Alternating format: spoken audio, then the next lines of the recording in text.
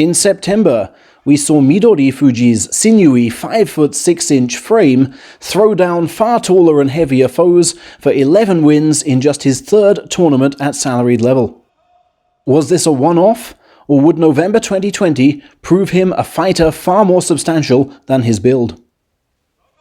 The thing to remember when mooting this lively 24-year-old's prospects is the amount of confidence he uses.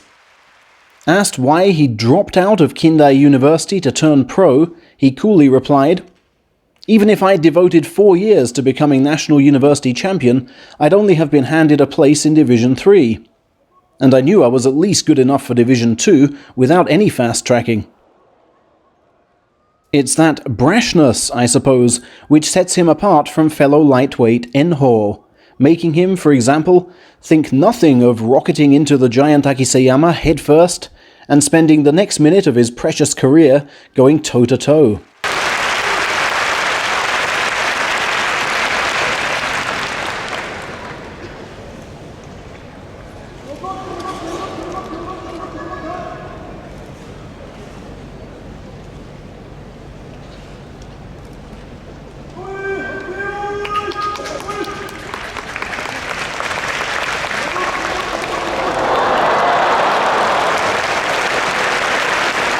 Sheer fatigue and the lack of dohyo space to swerve leftwards finally cost him, but he never stopped believing in his frontal attack. "We have a gym in the Isegahama stable basement," he told NHK in March, "and I've been building up my arm strength down there greatly."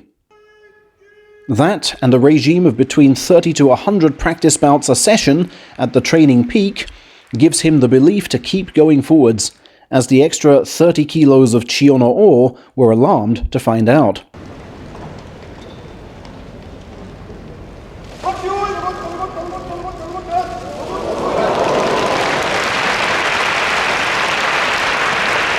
Enthusiasm can be exploited, of course, but even then not with ease. His balance fine enough to withstand the slapdown bid, and almost set him up for the leg pull. Akua did well merely to catch him. Most men really can't.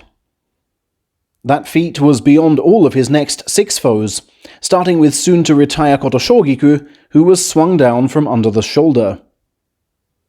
Then Chiyomaru, an expert in dealing with Enho, found you can't fool the same Midori twice. Ishiura, who fights Enho every day at the stable, was left dazzled by the speedy footwork. Midori's soul sliding a nigh impossible distance in that split second. Hasn't it always been the case with him, though? Search YouTube, and you will find footage of his epic high school-era showdown with Takanobu Sato, the future Takakeisho.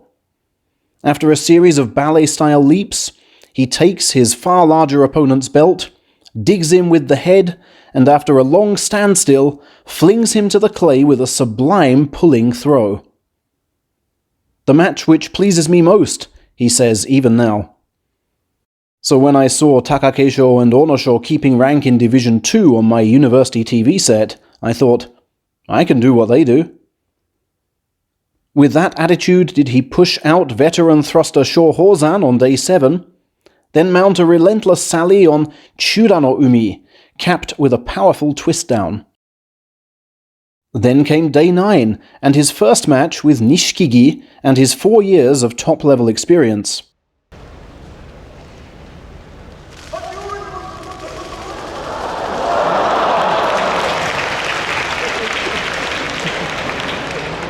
Midori knows his foe's tendency to open the armpits and duly attacks both sides. But, going back at speed, he invites Nishikigi to dive and push him away. Hand and heel touchdown in tandem, and a rematch is called.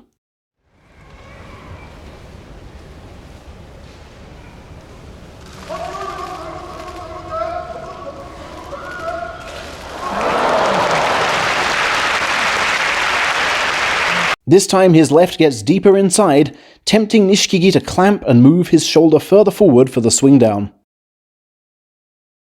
That meant a 7th win and a share of the lead. But on day 10, the little man perhaps revealed a weakness, charging straight into Chiyoshoma's thrusting salvo and falling for a simple, push and pull procedure. A third shoulder swing down in a week then earned him promotion to the top division with a win against Dai Amami. But when he tried a fourth such swing down repeatedly on day 12, Tobizaru's streetwise older brother Hideno Umi kept slipping free.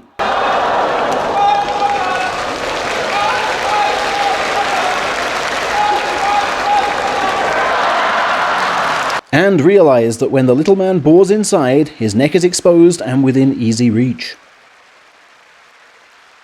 But despite defeat, the match showcased much of what Midori wants to be. Whereas the most common kanji character for Midori means green, this man's more complex version can be found in the word hisui, the more enchanting jade. Another reading of that word, the wrestler himself proudly explains, is kawasemi, or kingfisher, small but agile. That's the wrestler I want to be. A glorious gliding kingfisher can be seen on one of his ceremonial aprons. And his next attempt to do that apron justice centered on a different type of throw, one not seen at this level since the year he was born.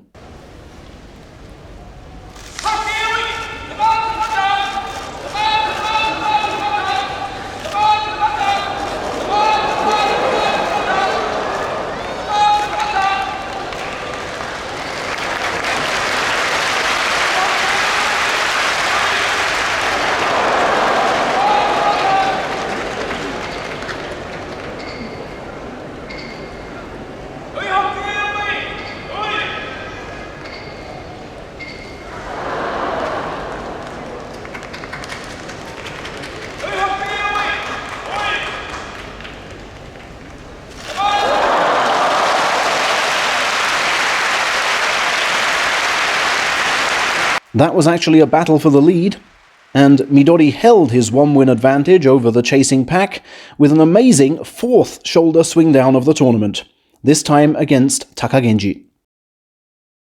A string of final day defeats for title rivals then left closing opponent Kyokushuho as the only man who could draw level with him.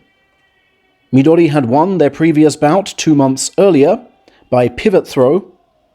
Could Kyokushuho make better use of his 20cm height advantage this time?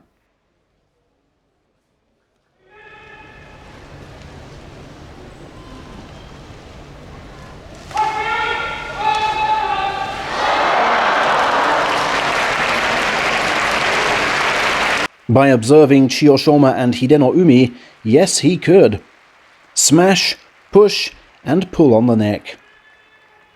A playoff had been forced, and the little man's advisors elected to step in. "Don't go in with the head this time," said Coach Ajigawa, the ex-Aminishiki, backstage. "That way you'll avoid being pulled." Also floating in his mind were the words of stablemaster Isegahama. "Midori, you've got to be pushing harder. That's why we're training you so hard." And when the two were conflated, this is what resulted.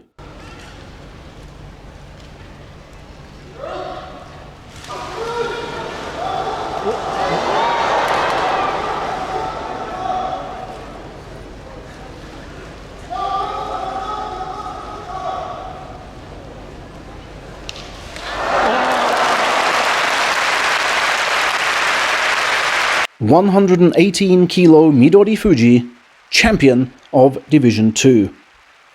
As if his confidence needed any kind of booster.